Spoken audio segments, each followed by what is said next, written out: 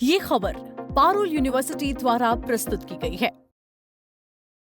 किसान संगठन ने खाद्य संकट, बढ़ती महंगाई, भूमि अधिग्रहण और कृषि नीतियों के मुद्दे पर केंद्र की नरेंद्र मोदी सरकार तथा पंजाब की भगवंत मान सरकार के खिलाफ मोर्चा खोल दिया है। किसान नेता सरवन सिंह पंधेर ने कहा कि किसानों और आम लोगों के अधिकारों से जुड़े मुद्दों को लेकर देश भर में जागरूकता अभियान और विरोधी कार्यक्रम चलाए जा रहे हैं। इस कड़ी में पंजाब के 22 जिलों की 74 जगहों पर प्रदर्शन और जनसंपर्क अभियान आयोजित किए गए हैं। सरवन सिंह पंधेर ने आरोप लगाया कि पंजाब में यूरिया खाद की भारी कमी बनी हुई है।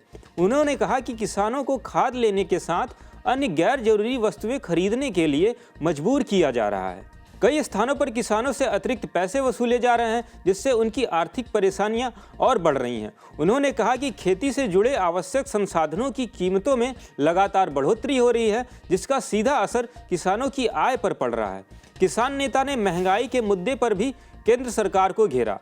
उन्होंने कहा कि पेट्रोल, डीजल और रसोई गैस की बढ़ती कीमतों ने आम लोगों का बजट बिगाड़ दिया है। उन्होंने सवाल उठाया कि बढ़ती महंगाई के मुद्दे पर भारतीय जनता पार्टी के प्रदेश नेता चुप क्यों हैं। सभा को संबोधित करते हुए पंधेर ने विभिन्न राज्यों के किसानों की जमीनें अधिग्रहित किए जाने के मामलों पर भी चिंता जताई। उन्होंने आरोप लगाया कि किसानों की जमीनों को बचाने के लिए पर्याप्त प्रयास नहीं किए जा रहे हैं। साथ ही भारत और अमेरिका कृषि समझौते को लेकर भी उन्होंने गंभीर आशंका व्यक्त की।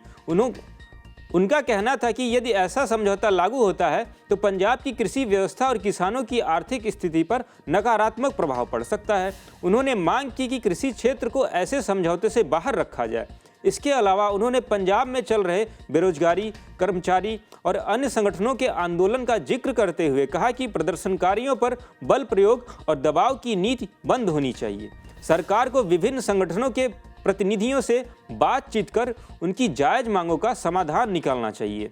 किसान नेता ने आगे कहा कि किसानों, मजदूरों और आम लोगों के अधिकारों की रक्षा के लिए संघर्ष आगे भी जारी रहेगा। उन्होंने सरकारों से कृषि और जनहित में जुड़े मुद्दों पर गंभीरता से विचार करने की अपील की।